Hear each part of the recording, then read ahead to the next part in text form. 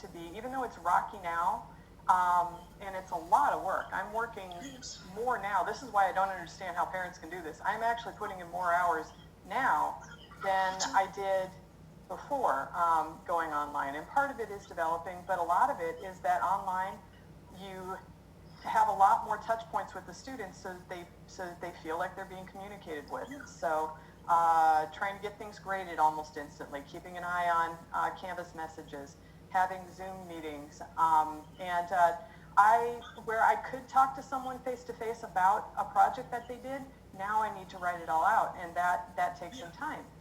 But they have that now in writing, that feedback in writing, and there's that advantage too.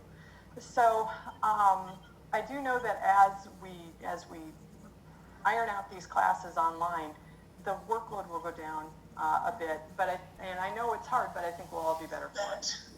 Through this experience, it's actually brought the faculty and staff and students in somewhat closer. Before everything was more formalized, we came to this space where we were, everyone was kind of in agreement that this was a space to learn, and now we're having to do this from home.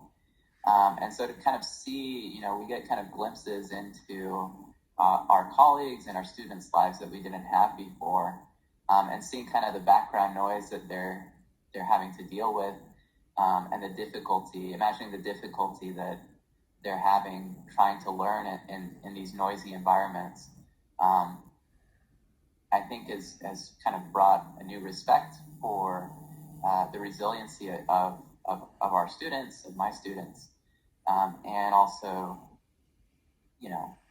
we're all trying to be a little bit more generous with each other, but it's definitely, seeing kind of the struggles that our students are going through makes it easier to be generous as well.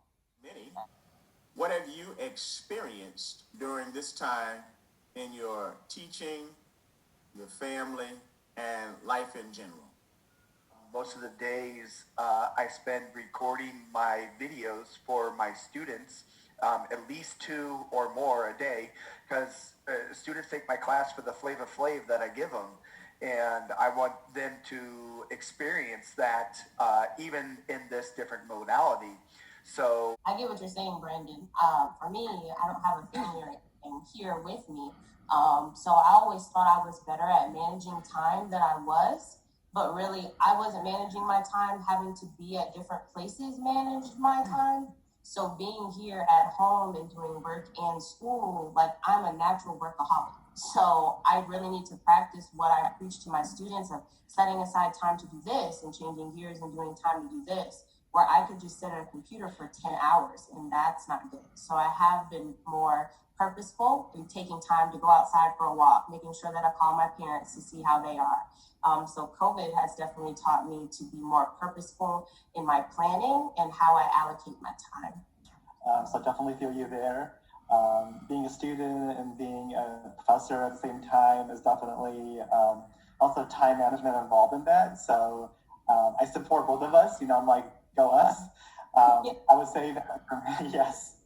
I would say for me, I got my pug here. He's saying hi to everyone. Hi. And I have a partner who is full-time at the health department. So he's a frontline worker for the COVID response. So he's been working 12-hour days on the weekends, on the weekdays. So I've been the house person, doing all the chores, cleaning the house, doing the laundry, creating videos for my students. Overall, trying to make the best of the experience, trying to be supportive of our faculty, our part-time faculty. Like literally make a schedule on paper and put it up on the wall and follow it. That I was going to do this. I was going to really follow my office hours. I found myself answering student emails at 11 o'clock at night, 6 o'clock in the morning, whatever else. I think that's important for us as faculty, that we know when to stop and go about our personal life sometimes. Hey, what discoveries have you made about your teaching and how your students learn? You don't necessarily need a classroom. Whatever was already in you as a faculty member, that's still there. So I think kind of we restricted ourselves, and now that we don't have the four walls of our classroom, you know, we're being super creative and innovative. And the ideas that I've seen from my colleagues over the past 3 or 4 weeks, especially in summertime, have just been amazing. Online, it's kind of hard to see, you know, where they're struggling. So I've sent out like weekly emails saying, you know, how are you doing?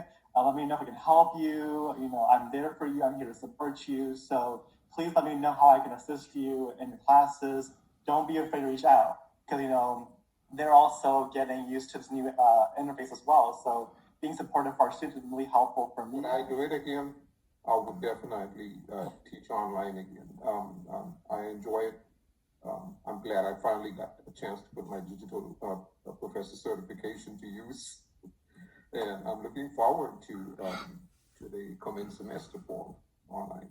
My little meme right now is if you've ever seen Finding Nemo, and Dory's like, just keep swimming, just keep swimming. So the goal right now is not for perfection, it's for progression. And I think a lot of times, especially being faculty members, we're looking for the perfect course. Oh, this was an excellent lecture. This was a beautiful PowerPoint. And you may not achieve that this summer. You know, a lot of us, this is the first time we've ever taught online. Give yourself some grace.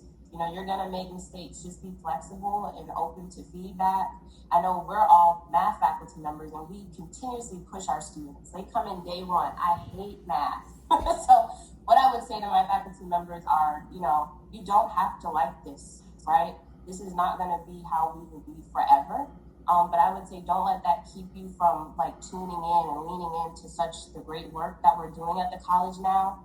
All the collaboration that's happening, reaching across campuses. I have talked to more people that are not based on my home campus now than I ever did when we were face to face. And I hope that we don't lose that. So just keep swimming, guys. Just keep swimming.